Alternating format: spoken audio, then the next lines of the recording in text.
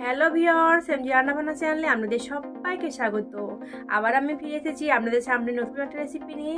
যদি আমাদের রেসিপি ভালো লাগে তাহলে প্লিজ একটা লাইক দেবেন, আর আমাদের চ্যানেল নতুন বন্ধু হয়ে থাকলে চ্যানেল সাবস্ক্রাইব করে আমাদের পাশেই থাকবেন। তাহলে চলো শুরু করি আজকের রেসিপি।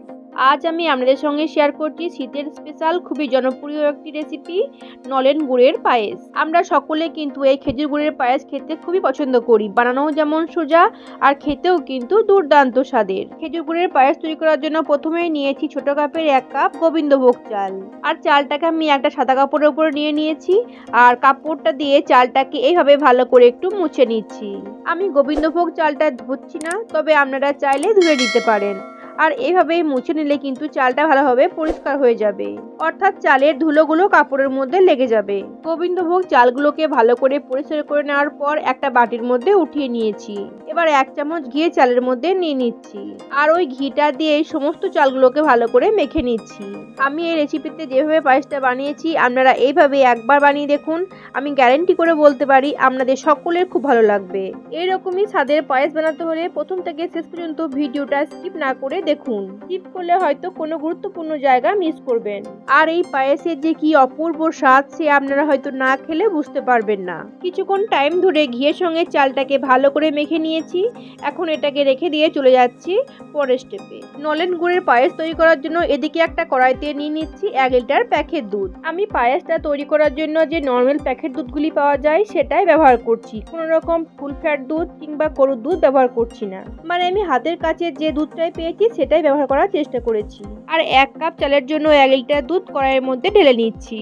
এখন গ্যাসটাকে অন করে দুধটাকে জাল দিয়ে নিচ্ছি, আর দুধে বলক আসা পর্যন্ত অপেক্ষা করছি। আপনারা চাইলে ফুল ফ্যাট যুক্ত লিকুইড দুধ কিংবা গরুর দুধও নিতে পারেন। দেখতেই পাচ্ছেন দুধ কিন্তু ফুটতে শুরু করেছে, আর দুধটাকে আরো একটু ভালো করে ফুটিয়ে নিচ্ছি। দুধটাকে নেড়ে চিড়ে গ্যাসের আঁচটা একেবারে লোতে করে দিচ্ছি। এবার ঘি মেখে রাখা চালটা অল্প অল্প করে দুধের মধ্যে দিয়ে দিচ্ছি, আর অল্প করে চাল দিচ্ছি, আর এইভাবেই নেড়ে চিড়ে নিচ্ছি। এতে করে চালগুলো কিন্তু আর কড়াইয়ের নিচে লেগে যাবে না কিংবা দলা পাকিয়ে যাবে না। যেহেতু এই পায়েসটা আমি খেজুর কিংবা নলেন গুড়ের বানাচ্ছি, তাই এই দুধের মধ্যে এলাচ কিংবা তেজপাতা দিচ্ছি না। এইগুলো দিলে যে নলেন গুড়ের একটা ফ্লেভার সেটা কিন্তু আর পাওয়া যাবে না, তাই এইগুলো আমি স্কিপ করলাম, তবে আপনারা চাইলে দিতে পারেন।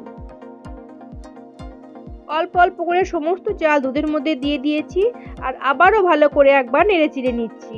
আর অল্প করে চাল দিয়ে দিয়েছি আর হালকা করে নেড়ে চিড়ে নিয়েছি, তাই চালগুলো দেখতে পাচ্ছেন একটা গায়ে কিন্তু একটা লেগে যায়নি কিংবা দলা পাকিয়ে যায়নি। এবার গ্যাসের আঁচটাকে বাড়িয়ে দিয়ে অনবরত নেড়ে চিড়ে চালটাকে সেদ্ধ করে নিচ্ছি। কিছুক্ষণ পর দেখতেই পাচ্ছেন দুধ কিন্তু ফুটতে শুরু করেছে। এই পর্যায়ে গ্যাসের আঁচটাকে মিডিয়ামে করে দিয়ে চালটাকে নেড়ে চিড়ে সেদ্ধ করে নিচ্ছি। তবে কিন্তু পায়েসের চালটা অনবরত নেড়ে চিড়ে সেদ্ধ করে নিতে হবে। নাড়াচাড়া করা বন্ধ করলে হয়তো কড়াইয়ের নিচে চালটা ধরে পুড়ে যেতে পারে, তখন কিন্তু পায়েসটা কোনো মতেই খেতে আর ভালো লাগবে না। আরো কিছুক্ষণ পর দেখতেই পাচ্ছেন চালটা কিন্তু অনেকটা সেদ্ধ হয়ে গেছে। চালটা আরো একটু সেদ্ধ হতে থাক, ততক্ষণে এদিকে একটা ফ্রাই প্যানের মধ্যে নিয়ে নিচ্ছি 1/2 টিস্পুন মতো ঘি। আর ঘিটা গলে এলে ঘিয়ের মধ্যে দিয়ে দিচ্ছি কিছুটা আধ ভাঙা করে রাখা কাজু। এবার নেড়েচিড়ে কিছুক্ষণ কাজুটাকে ভেজে নিচ্ছি। কিছুক্ষণ কাজুগুলোকে একটু নেড়েচিড়ে ভেজে নিয়েছি, আর দেখতেই পাচ্ছেন কাজুর গায়ে হালকা একটা লালচে কালার ধরে গেছে। এই পর্যায়ে এর সাথে দিয়ে দিচ্ছি কিছুটা কিশমিশ। এবার কাজু আর কিশমিশ একসঙ্গে কিছুক্ষণ ভেজে নিচ্ছি। আপনারা চাইলে কাজু আর কিশমিশের পরিমাণ বাড়িয়ে বা কমে নিতে পারেন। আরো কিছুক্ষণ নেড়েচিড়ে কাজু আর কিশমিশটাকে ভেজে নিয়েছি। দেখতেই পাচ্ছেন কাজুর গায়ে কিন্তু আরো একটু লালচে কালার ধরে গেছে। এই পর্যায়ে গ্যাস বন্ধ করে নামিয়ে রেখে দিচ্ছি। কাজু কিশমিশ ভাজতে ভাজতে এদিকে কিন্তু পায়েসের চালটাও সেদ্ধ হয়ে গেছে। আর আমি আপনাদেরকে দেখিয়ে দিচ্ছি চালটা ঠিক আমার কেমন সেদ্ধ হয়েছে। দেখতেই পাচ্ছেন একটা চাল এইভাবে একটু চাপ দিতে কিন্তু চালটা একেবারে গলে যাচ্ছে। আবারও ভালো করে নেড়ে চেড়ে গ্যাসের আঁচটা কিন্তু একেবারে লোতে রেখেছি।